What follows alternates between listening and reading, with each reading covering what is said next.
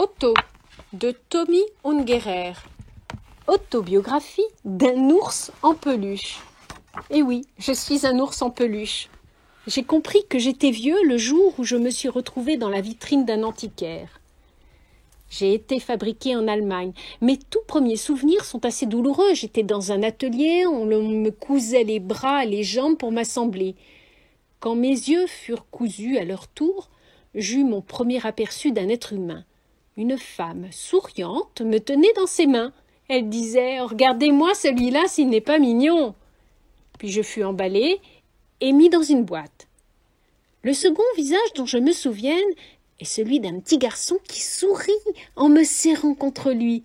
Je compris ensuite que ce garçon s'appelait David, que c'était son anniversaire, j'étais son cadeau. Oscar, le meilleur ami de David, habitait sur le même palier. Ils passaient la plupart de leur temps ensemble, à jouer, à échanger des histoires et des blagues. Ils me baptisèrent Otto. Un jour, il se mit en tête à m'apprendre à écrire, mais avec mes pattes maladroites, je renversais l'encrier, je m'éclaboussais la figure d'encre violette. J'allais garder cette tâche d'ailleurs le restant de ma vie. Et comme cette tentative était un échec, les garçons allèrent chercher la machine à écrire du père de David, qui était plus facile à manier. On s'amusait bien. J'étais utile aux garçons pour toutes sortes de bonnes blagues. Ils me déguisaient en fantôme, me suspendaient à une corne et me promenaient devant la fenêtre de Madame Schmidt, la vieille dame du dessous. Un jour, David arriva avec une étoile jaune sur sa veste. Oscar demanda à sa maman « Mouti, regarde l'étoile de David, est-ce que je pourrais m'en faire une comme ça ?» « C'est impossible, répondit-elle, parce que tu n'es pas juif. »« Ah, c'est quoi être juif ?» demanda Oscar. « Les juifs sont différents, ils ont une autre religion. Le gouvernement est contre eux et ça leur rend la vie très difficile. C'est injuste et très triste.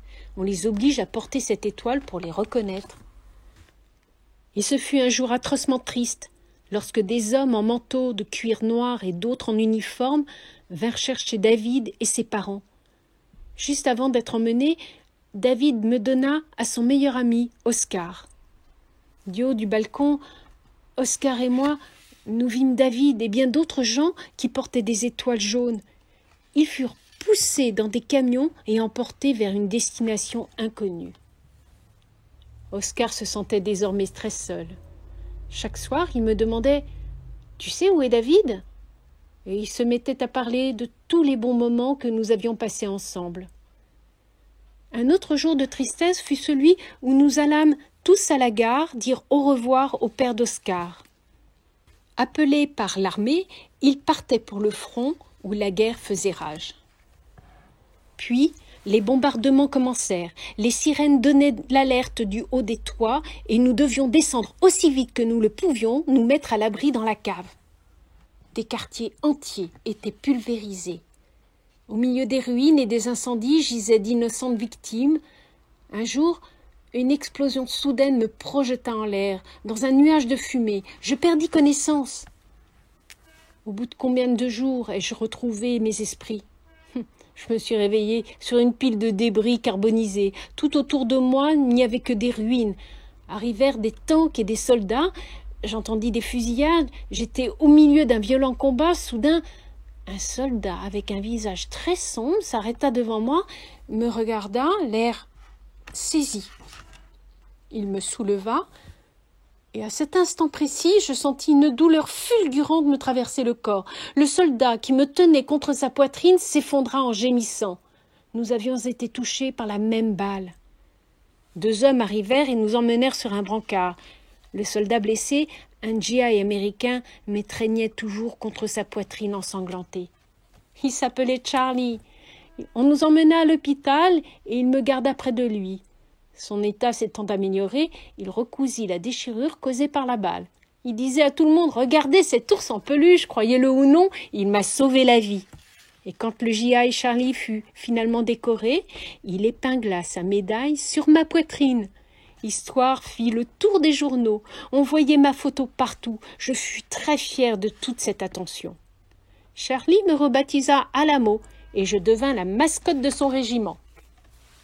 Quand la guerre fut finie, Charlie rentra chez lui en Amérique. J'avais alors appris assez d'anglais pour comprendre ce qui se passait autour de moi. Il me sortit de son sac et me donna en cadeau à sa petite fille, Jasmine. Elle fut absolument ravie. J'avais trouvé un nouveau foyer. Jasmine me cajolait, me berçait, me chantait à l'oreille des chansons que je n'avais jamais entendues. Elle m'avait confectionné un lit dans une boîte en carton. C'était le paradis après l'enfer. Mon bonheur douillet prit fin brutalement. Un jour où Jasmine me faisait faire une petite promenade dans le quartier, je fus soudain arraché à elle par deux sales gosses. Ils se servirent de moi comme une balle. Ils me donnèrent des coups de pied, me frappèrent avec une batte et me piétinèrent dans le caniveau. Je pouvais entendre les cris de Jasmine qui appelait désespérément à l'aide. À moitié aveugle, l'œil arraché, meurtri, déchiré par endroits, couvert de boue, j'atterris dans les ordures.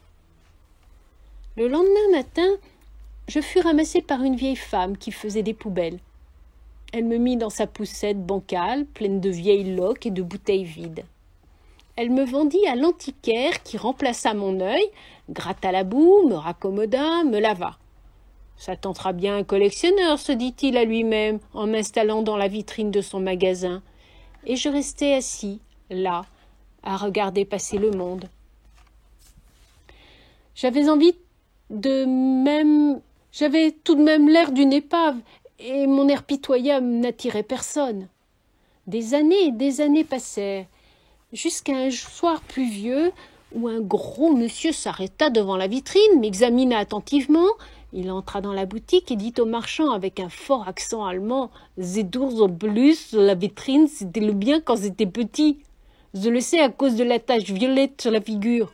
Combien coûte ?» Et cet acheteur était mon vieil ami Oscar. Je l'aurais jamais reconnu. Oscar me mena dans sa chambre d'hôtel. La presse eut vent de mon histoire et pour la seconde fois j'eus ma photo dans les journaux. Un touriste allemand survivant de la guerre retrouve son ours en peluche chez un antiquaire américain. Le jour qui suivit la publication de ma photo, le téléphone sonnait dans la chambre d'hôtel d'Oscar. Voici ce que j'entendis. « Allô ? Oui, qui ? Quoi ? Quoi ? Mais c'est impossible ! Toi ? David ? Tu es dans cette ville ? Ah, oui, Otto est là, avec moi. J'arrive tout de suite, donne l'adresse. » Nous prîmes un taxi et 1 heure plus tard, nous étions tous les 3 réunis et fêtions nos retrouvailles. Ce que j'entendis me peina profondément. David et ses parents avaient été déportés dans un camp de concentration. Ses parents étaient morts là-bas dans une chambre à gaz. David avait survécu, malade et affamé.